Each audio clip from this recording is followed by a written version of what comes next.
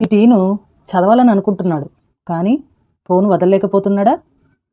మీకు ఇక్కడ బయట నుంచి చూస్తే మీరు అనుకుంటారు ఇతనికి అసలు చదువు మీద అసలు ఇంట్రెస్ట్ లేదు అని అనిపించవచ్చు.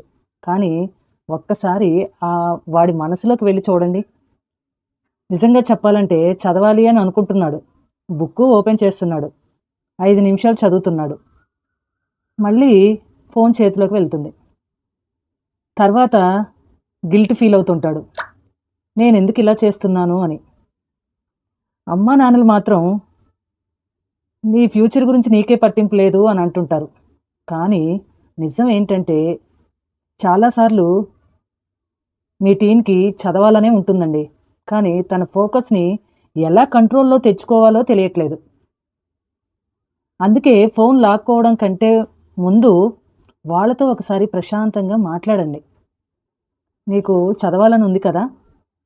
మనిద్దరం కలిసి ఒక సింపుల్ రొటీన్ ట్రై చేద్దామా అని అడగండి. మీ టీన్‌కి అసలు మీ నుంచి కావాల్సింది ఏమిటి అంటే, లెక్చర్ కంటే కూడా మీ అండర్‌స్టాండే వాళ్ళకవసరమండి. మీ టీన్ కూడా ఇలాగే స్ట్రగుల్ చేస్తున్నాడా? అయితే కామెంట్ చేయండి ఫోకస్ అని.